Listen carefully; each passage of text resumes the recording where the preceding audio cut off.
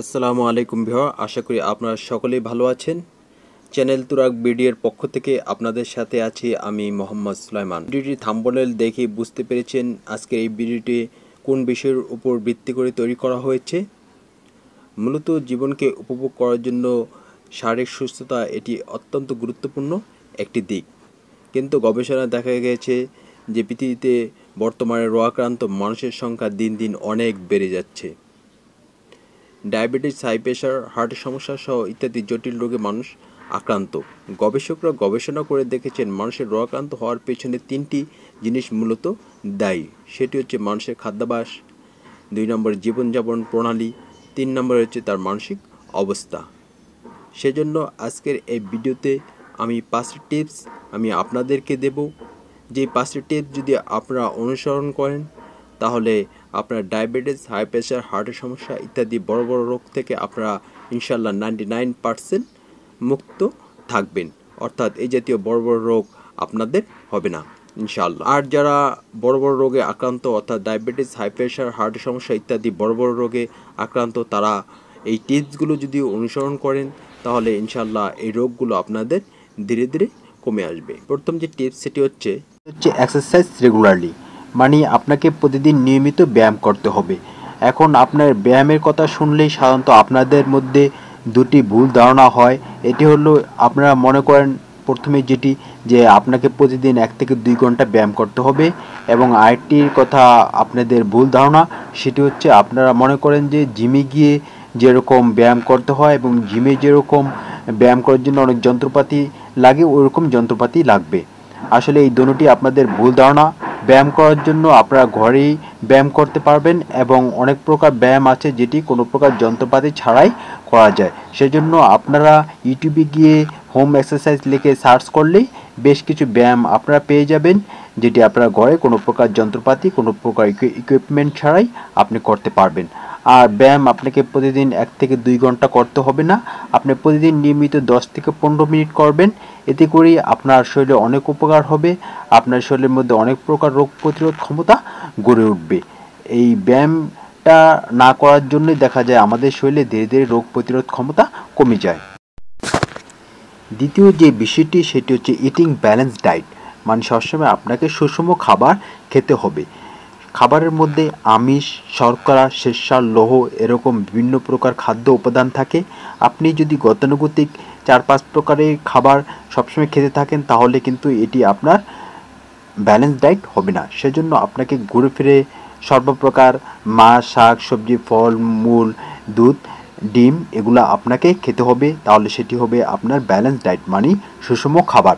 আর আপনি যখন balance diet মানে সুষম খাবার পর্যাপ্ত পরিমাণে খাবেন তাহলে আপনার শরীরের মধ্যে ভিটামিন পর্যাপ্ত পরিমাণে থাকবে, আপনার শরীরের মধ্যে রোগ প্রতিরোধ ক্ষমতাও পর্যাপ্ত পরিমাণে থাকবে। সেজন্য আপনি সুষম খাবারের প্রতি সবসময় গুরুত্ব দিবেন, কখনোই একতরফা খাবার খাবেন না। অনেকে দেখা যায় যে ভাত খায়, ঠিক আছে, 3 বেলায় ভাত খায়, কিন্তু দেখা যায় যে রুটি খায় না, তাহলে কিন্তু হলো না। আপনি কম করে হলো সকালবেলা কিংবা যে কোনো একবেলা রুটি খাবার চেষ্টা করবেন এবং বিভিন্ন প্রকার ফলমূলও ঘুরে ফিরে আপনি প্রতিদিন 100 থেকে 200 গ্রাম খাবার চেষ্টা করবেন, তাহলে এটি আপনার একটি সুন্দর ব্যালেন্স ডায়েট হবে। তৃতীয় যে বিষয়টি সেটি হচ্ছে eat more and more green leafy vegetables, মানে সবুজ শাকসবজি বেশি করে খাওয়া। দেখুন আমাদের বাজারে কম করে হলেও 15 থেকে 20 প্রকারের সবজি এবং 10 থেকে 12 প্রকারের শাক দেখা যায়, কিন্তু অনেকেই দেখা যাচ্ছে যে 5 থেকে 6 প্রকারের শাকসবজি গতানুগতিক খাচ্ছে, অন্য অন্য প্রকারের শাকসবজিকে তারা এড়িয়ে যাচ্ছে। এটি কিন্তু একেবারেই অনুচিত। আপনাকে সব প্রকার শাকসবজি আপনাকে ঘুরে ফিরে খেতে হবে, তাহলে আপনার শরীরের মধ্যে রোগ প্রতিরোধ ক্ষমতা পর্যাপ্ত থাকবে এবং আপনার শরীরের মধ্যে ভিটামিনের ঘাটতি হবে না। অনেকেই মনে করেন যে বাজারে যে দামি দামি ফলমূল রয়েছে সেগুলোর মধ্যে প্রচুর খাদ্যপ্রাণ এবং রোগ প্রতিরোধ ক্ষমতা রয়ে গেছে, তারা শাকসবজি খেতে অনীহা প্রকাশ করে। আসলে এটি ভুল ধারণা। শাকসবজির মধ্যেও প্রচুর পরিমাণ ভিটামিন এবং রোগ প্রতিরোধ ক্ষমতা রয়ে গেছে। সেজন্য আজকের এই ভিডিওতে আমি একটি শাক এবং একটি সবজির পুষ্টিগুণ এবং এর উপকারিতা আলোচনা করব। সবগুলো শাকসবজির পুষ্টিগুণ এবং উপকারিতা যদি আলোচনা করতে যাই তাহলে এই ভিডিওটি অনেক দীর্ঘ হয়ে যাবে। সেজন্য কিছুক্ষণ পরেই আমি একটি শাক এবং একটি সবজির পুষ্টিগুণ এবং এর উপকারিতা আলোচনা করব। তাহলে আপনারা বুঝতে পারবেন যে অন্যান্য শাকসবজিতেও কেমন পরিমাণ পুষ্টিগুণ এবং রোগ প্রতিরোধ ক্ষমতা রয়ে গিয়েছে। চতুর্থ যে বিষয়টির কথা আমি আপনাদেরকে বলবো সেটি হচ্ছে wake up early in the morning, মানে সকাল সকাল ঘুম থেকে উঠা। দেখুন, অনেকের একটি বদ অভ্যাস রয়েছে যে তারা সকালবেলা ঘুম থেকে দেরিতে উঠে, এটি স্বাস্থ্যের জন্য অনেক ক্ষতিকর। সেজন্য আপনারা সকাল সকাল ঘুম থেকে ওঠার চেষ্টা করবেন, এটি আপনাদের অবশ্যই অভ্যাসে পরিণত করতে হবে। বিশেষ করে আপনারা প্রতিদিন সকালে ফজরের নামাজ পড়ার চেষ্টা করবেন, তাহলে কিন্তু আপনাদের এমনি সকাল থেকে ঘুম থেকে ওঠা হবে। কিছুক্ষণ আগে আমি যে ব্যায়ামের কথা বলেছিলাম, আপনি যদি সকালবেলা ঘুম থেকে উঠেন তাহলে কিন্তু এটি আপনার অর্ধেক ব্যায়াম হয়ে যাবে। একটি কথা অবশ্যই মনে রাখবেন যে সকালবেলা ঘুম থেকে ওঠা ব্যায়ামের অর্ধেক। পঞ্চম যে বিষয়টির কথা আমি আপনাদেরকে বলবো সেটি হচ্ছে অ্যাভয়েড ফ্রাস্ট্রেশন, মানে হতাশা এড়িয়ে চলা। দেখুন, গবেষণা দেখা গেছে পৃথিবীতে যত বড় বড় রোগ হয় মানুষের, তার 70 কারণেই তার মানসিক দুরবস্থা, তার মানসিক অবস্থা।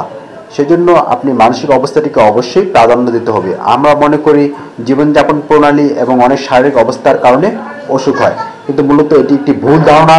আপনার যে বড় বড় রোগ, যার যে বড় রোগ হয়েছে, তার 70 কারণেই মানসিক অবস্থা। সেজন্য কখনোই হতাশ থাকবেন না। অনেকে দেখা যায় বছরের পর বছর সময় চলে গেছে, কিন্তু সে তার হতাশাগ্রস্ত অবস্থা কাটিয়ে উঠতে পারে নাই। সেজন্য কখনোই হতাশামূলক অবস্থায় থাকবেন না। মূলত দেখা যায় পুরুষ মানুষটা দুটি কারণে হতাশগ্রস্ত অবস্থায় থাকে। একটি হলো তার আর্থিক দুরবস্থা, অন্যটি হলো তার পারিবারিক অশান্তি। সেজন্য আর্থিক দুরবস্থা কাটিয়ে ওঠার জন্য আপনি অবশ্যই কখনোই বেকার থাকবেন না, নিজেকে অবশ্যই কোনো না কোনো ছোট কাজে মধ্যে যুক্ত রাখবেন।